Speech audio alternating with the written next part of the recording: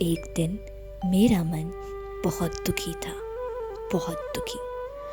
दुनिया भर के सवाल जवाब ढूंढने और मांगने में लगा हुआ था। इस व्याकुल मन को मैं जैसे तैसे अपने साथ बाहर ले गई और एक कोने में जाकर शांति से बैठ गई। ये शांति कहीं ना कहीं मुझे बहुत डरा रही थी और न जाने क्यों मैं रोने लगी। तभी ऐसा लगा मानो किसी ने मुझसे कहा, सुनो, हाँ तुम, चलो आज मैं तुम्हें एक ऐसी जगह ले चलूं जो है तो तुम्हारे साथ ही, पर तुम उसे कभी देख के भी महसूस नहीं कर पाए। मैंने सोचा भला ऐसी कौन सी जगह है। तभी ऐसा लगा मानो उस आवाज़ ने फिर कहा हो, आओ मेरी गोद में बैठो, यहाँ पे खिलते फूलों और खेलते जीवों को देखो। मुझे एक मक्खी दिखाई दी, एक बहुत छोटी मक्खी। अब मैंने उस मक्खी को करीबी से देखा तो ऐसा लगा मानो उस मक्खी ने मुझे कुछ समझाया। मेरे मन ने कहा, एक छोटी सी मक्खी तुम्हें क्या ही समझा पाएगी, परंतु मेरे हृदय ने कहा, मक्खी, एक मक्खी किसी भी गंदी चीज़ पर बैठकर हमारी साफ चीज़ों पर आ जाती है। वैसे ही होते हैं हम इंसान, सदैव कोई ना कोई अपराध कर ही देते हैं। अपराध? कैसा अपराध? मेरे मन ने कहा, मैंने तो कोई अपराध नहीं किया। मेरे हृदय ने एक बार पुनः उत्तर दिया, अपराध जैसे किसी का मजाक उड़ाना, किसी के रूप की निंदा करना, अहंकार करना, ईर्ष्या करना, बदला लेना। क्या ये सत्य में पाप करना नहीं है?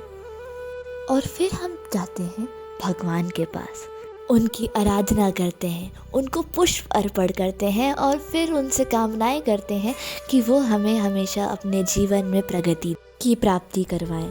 बस वैसे ही होती हैं वो मक्खियाँ जो आती हैं हमारे पास स्वादिष्ट पदार्थों की प्राप्ति करने के लिए।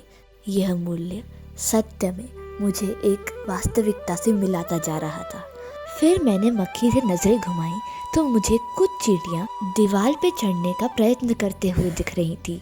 अब ये तिनके बराबर चींटियाँ मुझे बहुत कुछ सिखा के चली गई। मेरे मन ने फिर एक प्रश्न खड़ा किया, तुमने मक्खी से तो कुछ सीख लिया, लेकिन अब इन तिनके बराबर चींटियों से क्या सीखोगी? मेरे हृदय ने एक बार पुनः उत्तर दिया, ये चींटियाँ हमसे बस दिखने में ही छोटी हैं, अन्यथा ये तो हमसे भी ज़्यादा समझदार हैं। और मैंने इनसे सीखा परिश्रम, सतर्कता और विश्वास का गुण। तो बात ऐसी है कि कुछ चींटियाँ दीवार पर चढ़ना चाह रही थी पर वो चढ़ नहीं पा रही थी। मेरे मन ने कहा, क्या दीवार पर चढ़ना इनके लिए इतना आवश्यक है जो ये सारे एक समारोह में मिलकर इस दीवार पर चढ़ने की इतने प्रयत्न कर रही हैं? यही प्रश्न मेरे मन में कई बार आ रहा था। तभी कुछ समय बाद मैंने देखा तो वो चींटियाँ दीवार पर चढ़ने में सक्षम हो चुकी थी। मैं उनको देख ही रही थी कि जो बाकी चींटियाँ नीचे आ रही थी उनमें से एक ने मुझे काट लिया। मुझे अत्यधिक क्रोध आया और मैंने रास्ते में आने वाली 4-5 चींटियों को मार दिया। उनके पीछे जो चींटियाँ आ रही थी वो वहीं रुक गई और एक के रुकने सभी सतर्क होके वहाँ से वापस चले गए। और इसी प्रकार इन चींटियों ने मुझे दिया सतर्कता, परिश्रम और विश्वास करने की सीख। मेरा मन इन छोटे छोटे प्राणियों से बहुत कुछ सीख चुका था और अब उसने अपने हाथ खड़े कर लिए थे।